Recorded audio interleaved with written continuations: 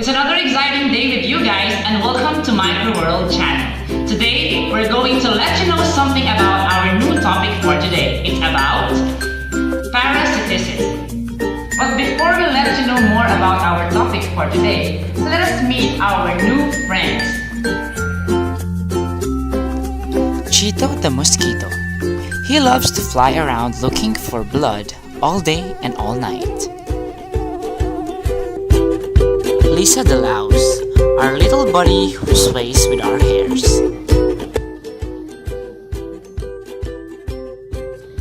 And lastly, we have Tiki the tick.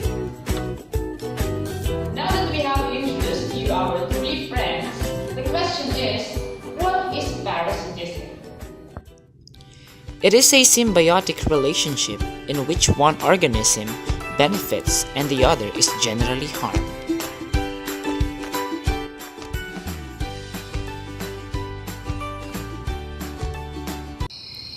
Every night for Chito is an opportunity for him to feed his hungry tummy with blood.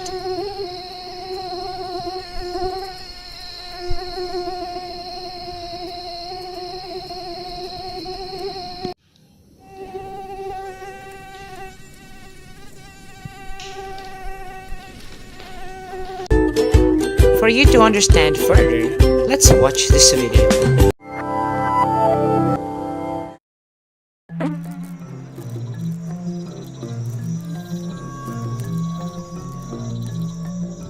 This is the deadliest animal in the world.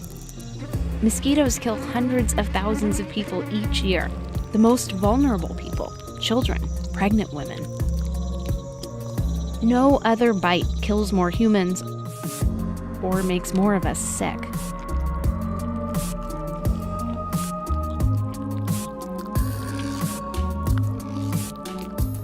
So what makes a mosquito's bite so effective? For starters, they're motivated. Only females bite us. They need blood to make eggs.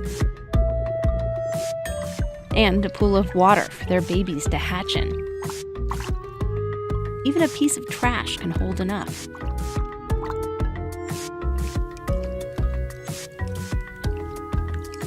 At first glance, it looks simple, this mosquito digging her proboscis into us.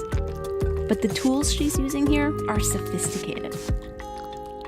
First, a protective sheath retracts. See it bending back? If you look at a mosquito's head under a microscope, you can see what that sheath protects. And inside there are 6 needles. 2 of them have tiny teeth.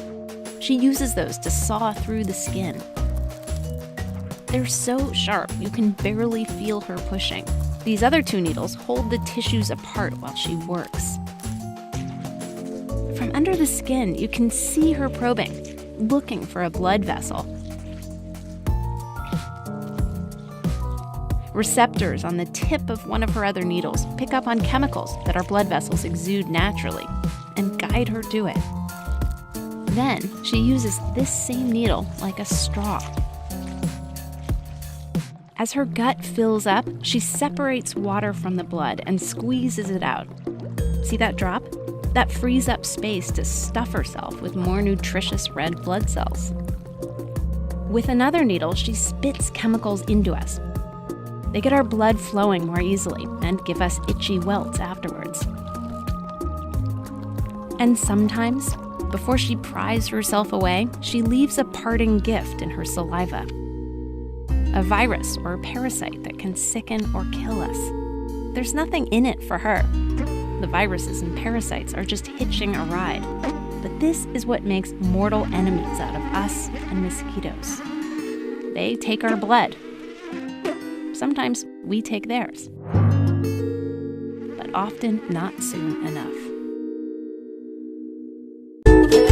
And now let's take a look more about Lisa the louse. On a warm summer, while these girls are busy studying under the sun, it is a perfect day for Lisa. Lisa the louse is roaming around. She loves a warm and moist environment, perfectly a calm. This is also the perfect time for meal.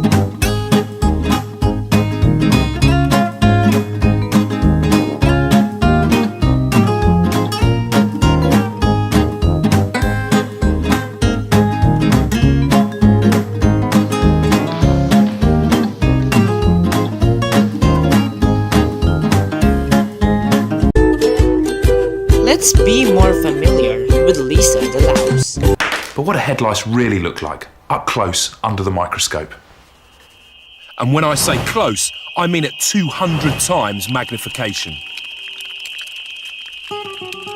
It's reckoned that as many as 3 million people per year in the UK suffer louse infestation. And contrary to popular belief, the little devils are not attracted to particularly clean or dirty hair. Anything will do. I really don't like them. I don't mind bed mites, you know, dust mites living in your bed, but they live on you. There are about 400 different species of head lice, and fully grown, they can range from a teeny 0.3 of a millimetre to a mammoth 11 millimetres in length. You know, they feed on the blood from your scalp. Yeah, it's disgusting. But apparently without it, they don't live long. They won't survive. And they can't jump, hop, fly, swim, any of those things. So the only way to transfer from head to head is by direct contact. That's why kids get them, isn't it? Yeah. They use those claws to hang on to your hair. Lice are incredibly difficult to remove. They can shut down their breathing holes to avoid drowning in the shower and are becoming ever more tolerant of insecticide shampoos. Covering your head in castor oil or mayonnaise to remove lice are just urban myths. The best way to get rid of these little bloodsuckers is by 2 weeks of regular attacks with a fine-tooth comb.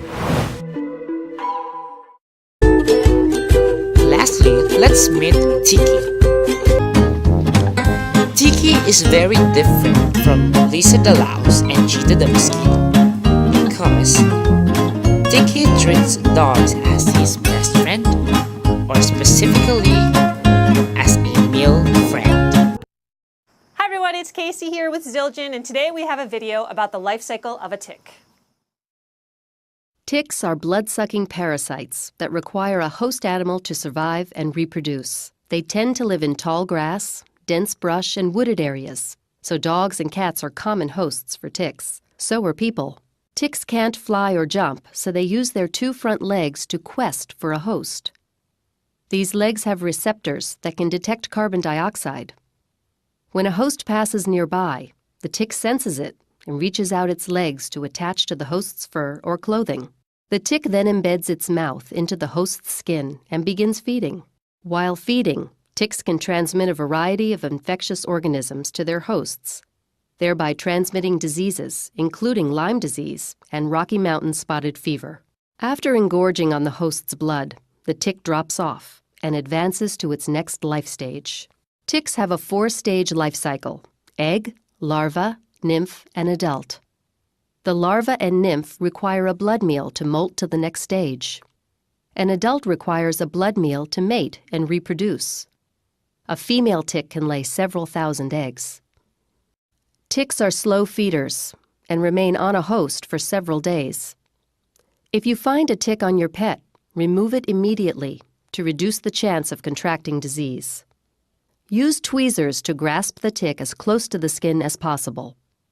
Pull upward gently, slowly, and firmly. Do not twist, jerk, or pull hard, or you may break off the mouth part, leaving it in the skin where it can cause infection. Be careful not to squeeze or crush the tick's body, as it may contain infectious organisms. Wash the bite area and apply an antiseptic. Then wash your hands with a disinfectant soap. Save the tick for identification in case your pet becomes ill. Place it in a sealable plastic bag in your freezer. Be sure to check your pet daily for ticks and ask your veterinarian about tick preventatives to help keep your pet safe. Our 3 friends, Lisa the lice, Tiki the tick, and Cheetah the mosquito, are known to be a blood-sucking parasite. They use blood as their meal whenever they are hungry. Hope we have learned a lot from our topic for today, and don't forget to hit the subscribe button for you to get more information about the microbiome.